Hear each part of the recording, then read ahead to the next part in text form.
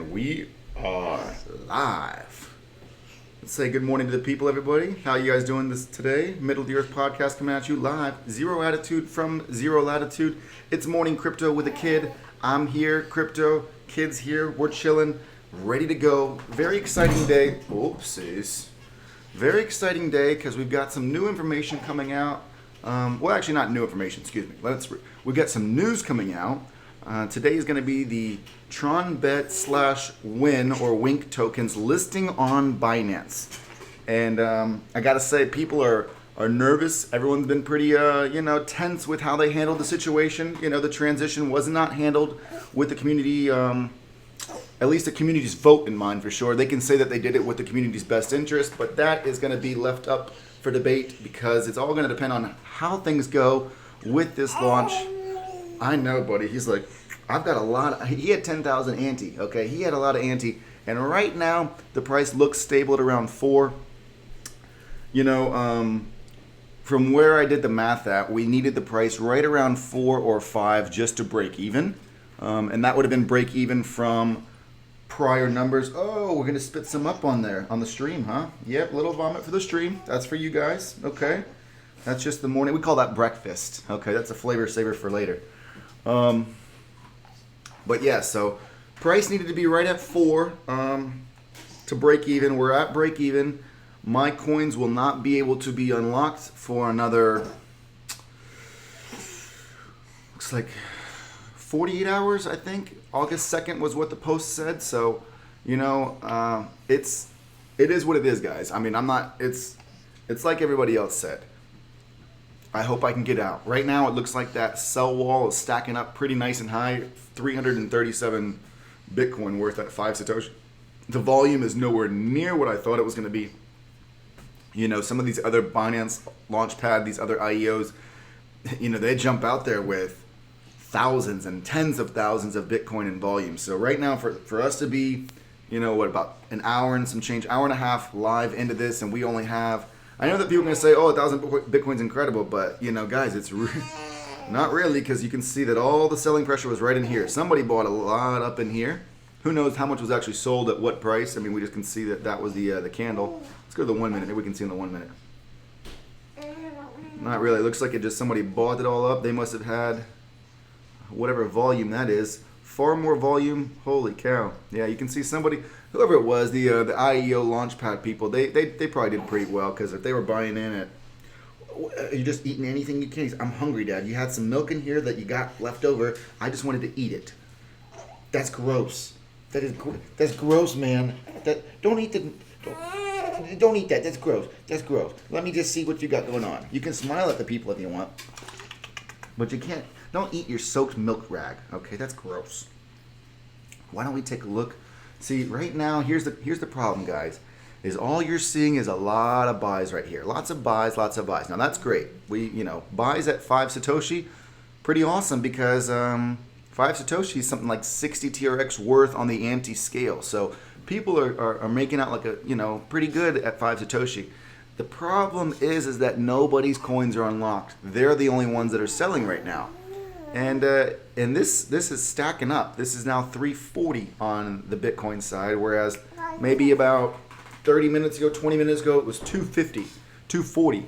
And so, let's wait and see what happens. If this sell wall keeps stacking up, and then they unfreeze all of our tokens and allow us to sell. When I say us, I mean the community. It could not be. It could be. I would be selling at 4 Satoshi if I'm looking at this right now. If my coins become unlocked and I'm looking like, whoa, wait a minute. I was expecting a huge pump, and right now it looks like we're just stacking up on that sell wall. Maybe it's smarter to just kind of exit and re-enter. Now the question is exit, re-enter. It's only 4 Satoshi. Well, if we're on launch and it's only 4 Satoshi, there's nobody really with enough volume to do anything either way right now. But guess what? The community has enough volume to pull this down. So that's kind of where I'm thinking at. If the actual Binance Launchpad, whatever, all the Justin Sun and CZ retweets and all that stuff, if all that's leading to just this, and that's what we're sitting at, and it does not look like it's going to pump past 5 Satoshi, I could definitely see people dumping their win token at 4 and at 3 just to get their money out, right? We got our divs. We made our divs. Now get me out of here, okay? Because I don't like the way they handled that switch. Could be an indicative thing for you know. Look at that. We got everything going. All right, so let's see if I can post this around in a couple spots. Maybe get some people in here with us, and we can talk about what's going on. You know. Why does it keep saying help me get my green screen fixed? It's a little annoying, but I'll fix all that stuff later. Right now, I think the most important thing I'm looking at is most definitely what's going on with this Wink transition launch, whatever you want to call it. I'll say that every time I check back in and this sell wall is a little bit higher and this is not a good sign. That's what I'm going to say. Let's get into some crypto news this morning just because we do have Crypto with a Kid and we're going to be checking out some news stories. Let's go. Let's get into it. You guys notice how there's only buys, and the price is still not going up? What does that tell you? That means that the people that have coins available for sale are selling at 5 right now. They're just selling at 5, selling at 5, selling at 5. Some people are selling at 4, you know, every now and again. But they're just letting the community buy their coins from them at 5. There's no pump happening at all. This is just systematic sell-offs, you know. They're just stacking onto this buy wall or the sell wall and hoping the community keeps just, please keep buying, great, great, great. All these 2037 numbers, definitely a bot, you know. Just keep that in mind, guys. You know, we want to be, we're on the same team, we're all paying attention, we're all here to win. So, that was kind of cute. Wink. It does not look like this is the pump that the community was hoping for. And I've got friends holding lots of coins that still are going to be selling 30 to 40%. You're farting on me now too. Look, all this farting stuff, you can't be taking up all this camera time. We can do some laughs maybe. You want to do some laughs? Can I just, I laugh at everybody. Oh, you scared me with that. Okay, that's better. All right. Let's read about the Litecoin halving because I wanted to read some about that. So the Litecoin is halving soon. What's happening and what you should know. All right, let's take a quick little look at that just because I was interested. A rule embedded within Litecoin's code is set to soon reduce rewards for the miners who today ensure transaction processing on the world's 4th largest blockchain by total value. In approximately 5 days, Litecoin will undergo a scheduled reward halving, a process aimed at preserving cryptocurrencies' purchasing power. The mining reward is currently set at 25 Litecoin per block and will drop to 12.5 Litecoins per block on August 5th. With that transition, the protocol will be adding significantly fewer Litecoins to the market after August 5th. The halving therefore sounds similar to interest rate hikes and other measures initiated by central banks across the globe when combating high inflation. So investors may feel tempted to snap up Litecoins while heading into the event. However, while the cryptocurrency may pick up a bid in the next couple of days, big gains look unlikely with the price action of the last 6 months suggesting that an impending supply cut has already been priced in by savvy traders. It's very true. And you know, for some reason, I guess I just didn't realize it was coming up so quick. In my brain, I don't know. Litecoin was traded at $30 on January 1st and entered the first quarter at $61, representing 100% growth. That was Litecoin's best first quarter performance on record, as reported by CoinDesk on March 31st. More importantly, the cryptocurrency eked out stellar gains in the first 3 months of this year, despite the flat action in Bitcoin, the leading cryptocurrency. Essentially, LTC broke into a bull market well before the Bitcoin confirmed a bearish to bullish trend change, with a big move above key resistance at 4,200 on April 2nd. Prices went on to hit highs above 140 in June before falling back to $80 earlier this month. Yeah, I think I should have sold at 140. That's probably would have been the, whatever. Litecoin's non-price metrics have also risen sharply since mid-December, hitting new record highs several times over the last couple months. For instance, hash rate or computing power dedicated to mining rose to 5.23 or 523.81 THs. What's THs stand for, guys? Anybody know? I don't know. Terahashes? I don't know. Maybe that's what it is, a terahash. That's a completely bro science, by the way. I have no idea if that's true or not, so we'll figure it out. Litecoin leading the broader market higher with 100% gains in the first quarter, followed by a rise to highs above $145 in June. Yet the recent drop to $80 is reminiscent of the price action seen in months ahead of the previous reward halving, which took place on August 25th, 2015. Right here. That's kind of cool. Well, that means that we're going to have just steady sideways action for the next whatever. That is really boring. Back then, prices bottomed out at $1.12 in January and peaked at $8.72 in July before falling back to $2.55 by August 25th. More importantly, following the reward halving, prices remained trapped largely in a narrow range of $250 to $550 for 2 years before picking up a strong bid in April 2017. If history is a guide, then Litecoin may trade sideways in a manner post next week's reward halving unless BTC makes a huge move toward the record high of $20,000. The mining profitability can you just keep your head straight, buddy?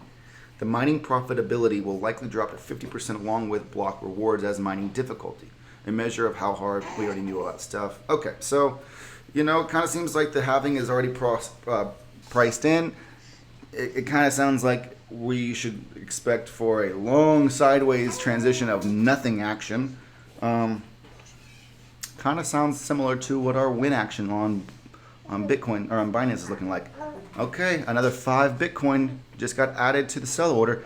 Every time I look, there's like another 5 BTC that's been added to the sell order. So that is just not a good look for me. That's nerve-wracking almost. What, big man? You're just going to eat your hand? I'm going to eat everything. We got 3 more articles left. Quick article, I just want to look at Spank Chain launches crypto payment service for adult content providers. What happened to Verge? Anybody else remember Verge and the Pornhub thing last year? And that was like the biggest thing. It pumped its nuts off because of that announcement. Yeah, who knows? Okay. As well as Privacy Coin, Zcash, and Monero with Spank Pay, we are bringing immediate value to adult merchants by helping them accept crypto, avoid chargebacks, and reach a global audience. Well, it's said to offer instant transactions made with a single click. Spank Pay charges a fee of 0.5% per transaction, which compares favorably to the charges for credit card use of up to 3% in the non-porn world. Well, that's actually kind of funny. That's all right. Oh, I did want to read this one. So the judge rules for Roger Ver in the Craig Wright libel lawsuit. That's pretty cool. A judge has struck down a lawsuit against Roger Ver, an early Bitcoin investor, that was filed by Satoshi Nakamoto claimant Craig Wright. Wright alleged that Ver defamed him in a YouTube that was published in mid-April, in which Ver denounced Wright's claim to be Bitcoin's anonymous creator, Satoshi Nakamoto. The video was also circulated on Twitter. According to court documents published Wednesday, Sir Judge Matthew Nicklin said Wright has not supplied sufficient jurisdiction that the trial should be overseen by the High Court of England and Wales. Citing both Wright's international reputation and Bitcoin's global community, the court found that there was no objective evidence Wright's reputation in England was harmed. That's kind of funny. I like that. If anything, probably helps your reputation, you dumb fuck. All right, the evidence clearly demonstrates that the most substantial publication of the statements complained of is in the U.S. Only 7% of the video's audience was based in the United Kingdom per the documents. Furthermore, the court found that there is no evidence at all of any actual reputational harm that the claimant has suffered as a result of the defendant's publications. Yeah, nobody cares about you, man. Since claiming authorship of the Bitcoin white paper and its initial launch and development, Wright has denounced the cryptocurrency and its current set of developers. Additionally, following a controversial fork of the Bitcoin blockchain that created Bitcoin Cash in 2018. An action endorsed by Ver, Wright announced his own forked currency, Bitcoin SV, for which stands Satoshi's vision. Yeah, okay. Wright's computer suit against Ver isn't the only litigation that he has pursued against his critics. Wright has also lodged a libel suit against podcaster Peter McCormick and previously threatened to sue Ethereum creator Vitalik Buterin and computer security entrepreneur John McAfee. Well, that is just a joke among jokes, huh? Look at this. Look at this, huh? Is that that's the guy that got Quadra CX, the guy that died supposedly, right? Yeah. Who knows if he actually died though? I don't think he did. I think it was a nice big exit scam. Oh man, this is just like a big disappointment to see. I know everybody wanted to see this thing pump into like 10 or 12 or 15 Satoshi, or even like do a BitTorrent run like it did before. I wanted it to do that too, man. I was thinking 30. 30 Satoshi would have been great. Look at your fat feet. You're so big. You are so big. So, unfortunately, well, it looks like we got a little bit grilled off it right here. So, 343. This stays in the 340 range. We're okay. Somebody just dropped a huge sell order at 13. Maybe they're going to post it in, or maybe, who knows what's going on. I think we got some people that are, you know, I just like I said, I wonder what's going to happen when they allow the rest of the community to sell their coins on the exchange. Because right now, no one at all in the community is able to sell anything except for the people that were in the know and got their coins. Anyway, I don't want to get into that. It doesn't really matter. I think that's what we're going to call it for right now. It's a pretty good morning. Let me see how much time I got in there. 16 minutes. Not a bad session for crypto with the kid. We got everything covered. We got the Roger Ver stuff. We got the Spank chain. We got the Litecoin halving. We can do a quick check and make sure there's nothing that I'm missing on CoinDesk. Although, you know, I've been bashing them because they suck lately. They are pretty much the spot to go to for crypto news. So that's where we're going to stop from there, guys. I'll probably be doing a video later, checking back in. But as always, much love. Appreciate you guys being here with me this morning. Mid-Earth Podcast, Crypto with a Kid. You want to say bye for the kid, homie?